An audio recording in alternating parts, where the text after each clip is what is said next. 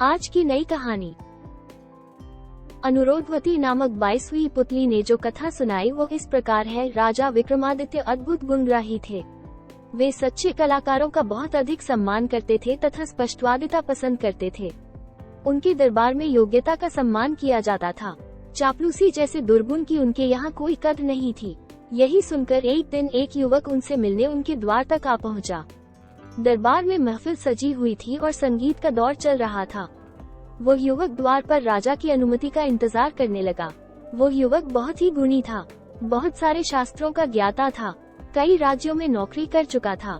स्पष्ट वक्ता होने के कारण उसके आश्रयदाताओं को वो धृष्ट नजर आया, अतः हर जगह उसे नौकरी से निकाल दिया गया। इतनी ठोकरें खाने के बाद भी उसकी प्रकृति तथा व्यवहार में कोई परिवर्तन नहीं आ सका। वो द्वार पर खड़ा था, तभी उसके कान में वादन का स्वर पड़ा और वो बड़बड़ाया, महफिल में बैठे हुए लोग मूर्ख हैं, संगीत का आनंद उठा रहे हैं, मगर संगीत का जरा भी ज्ञान नहीं है। साजिंदा गलत राग बजाए जा रहा है, लेकिन कोई भी उसे मना नहीं कर रहा है। उसकी बड़बड़ाहट द्वारपाल को स्पष्ट सुनाई पड़ी। उसका चेहरा क्रोध से लाल हो गया। उसने उसको संभाल कर टिप्पणी करने को कहा। उसने जब उस युवक को कहा कि महाराज विक्रमादित्य खुद महफिल में बैठे हैं और वे बहुत बड़े कला पारखी हैं, तो युवक ने उपहास किया। उसने द्वारपाल को कहा कि वे कला प्रेमी हो सकते हैं, मगर कला पारखी नहीं, क्योंकि साजिदे का दोषपूर्ण वादन उनकी समझ में नहीं आ रहा है।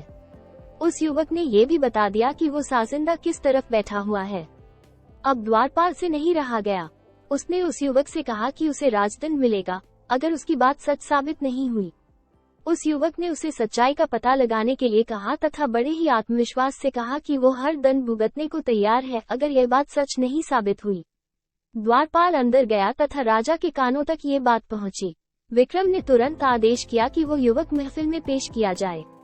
विक्रम के सामने भी उस युवक ने एक दिशा में इशारा करके कहा कि वहाँ एक वादक की अंगुली दोषपूर्ण है। उस ओर बैठे सारे वादकों की अंगुलियों का निरीक्षण किया जाने लगा। सचमुच एक वादक के अंगूठे का ऊपरी भाग कटा हुआ था और उसने उस अंगूठे पर पतली खाल चढ़ा रखी थी। राजा उस युवक के संगीत ज्ञान के कायल हो गए। तब उन्होंने उस युवक से उसका परिचय प्राप्त किया और अपने दरबार में उचित सम्मान देकर रख लिया। वो युवक सचमुच ही बड़ा ज्ञानी और कला मर्मज्ञ था। उसने समय समय पर अपनी योग्यता का परिचय देकर राजा का दिल जीत लिया। एक दिन दरबार में एक अत्यंत रूपवती नर्तकी आई। उसके नृत्य का आयोजन हुआ और कुछ ही क्षणों में महफिल सज गई। वो युवक भी दरबारियों के बीच बैठा हुआ नृत्य और संगीत का आनंद उठाने लगा। वो नर्तकी बहुत ही सधा हुआ नृत्य प्रस्तुत कर रही थी और दर्शक मुग्ध होकर रसास्वादन कर रहे थे। तभी न जाने कहां से एक भंवरा आकर उसके वक्ष पर बैठ गया।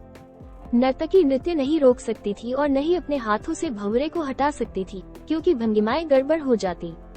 उसने बड़ी चतुरता से सांस अंदर की ओर खींची तथा पूरे वेग से भंवरे पर छोड़ दी।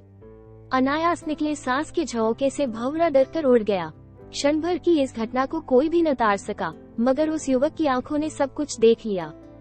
वाह वाह वाह करते उठा और अपने गले की मोतियों की माला उस नर्तकी के गले में डाल दी। सारे दरबारी स्तब्ध रह गए। अनुशासनहीनता की पराकाष्ठा हो गई। राजा की उपस्थिति में दरबार में किसी और के द्वारा कोई पुरस्कार दिया जाना राजा का सबसे बड़ा अपमान माना जाता था। विक्रम को भी यह पसंद नहीं आया और उन्होंने उस युवक को इस धृष्टता के लिए कोई ठोस कारण देने को कहा। तब युवक ने राजा को भंवरे वाली सारी घटना बता दी। उसने कहा कि बिना नृत्य की एक भी भंगिमा को नष्ट किए, लय ताल के साथ सामंजस्य रखते हुए इस नर्तकी ने जिस सफाई से भंवरे को उड़ाया वो पुरस्कार योग्य चेष्टा थी। उसे छोड़कर किसी और का ध्यान गया ही नहीं तो पुरस्कार कैसे मिलता। विक्रम ने नर्तकी से पूछा तो उसने उस युवक की बातों का समर्थन किया। विक्रम का क्रोध गायब हो गया और उन्होंने नर्तकी तथा उस युवक दोनों की बहुत तारीफ की। अब उनकी नजर में उस युवक का महत्व और बढ़ गया। जब भी कोई समाधान ढूंढना रहता उसकी बातों को ध्यान से सुना जाता तथा उसके परामर्श को गंभीरता पूर्वक लिया जाता। एक बार दरबार में बुद्धि और संस्कार पर चर्चा छिड़ी। दरबारियों का कहना था कि संस्कार बुद्धि से आते हैं, पर वो युवक उनसे सहमत नहीं था। उसका कहना था कि सारे संस्कार वंशानुगत होते हैं। जब कोई मतैक्य नहीं हुआ तो विक्रम ने एक हल सोचा। उन्होंने नगर से दूर हटकर जंगल में एक महल बनवाया तथा महल में गूंगी और बहरी नौकरानियां नियुक्त की। एक एक करके 4 नवजात शिशुओं को उस महल में उन नौकरानियों की देखरेख में छोड़ दिया गया। उनमें से एक उनका, एक महामंत्री का, एक कोतवाल का तथा एक ब्राह्मण का पुत्र था। 12 वर्ष पश्चात जब वे चारों दरबार में पेश किए गए तो विक्रम ने बारी बारी से उनसे पूछा, कुशल तो है? चारों ने अलग अलग जवाब दिए। राजा के पुत्र ने सब कुशल है कहा, जबकि महामंत्री के पुत्र ने संसार को नश्वर बताते हुए कहा, आने वाले को जाना है तो कुशलता कैसी? कोतवाल के पुत्र ने कहा कि चोर चोरी करते हैं और बदनामी निरपराध की होती है, ऐसी हालत में कुशलता की सोचना बेमानी है।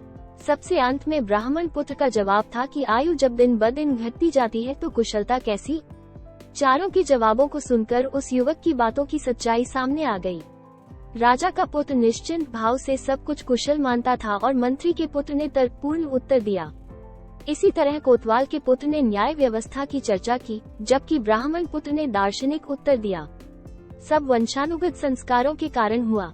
सबका पालन पोषण एक वातावरण में हुआ, लेकिन सबके विचारों में अपने संस्कारों के अनुसार भिन्नता आ गई। सभी दरबारियों ने मान लिया कि उस युवक का मानना बिल्कुल सही है। राधे राधे।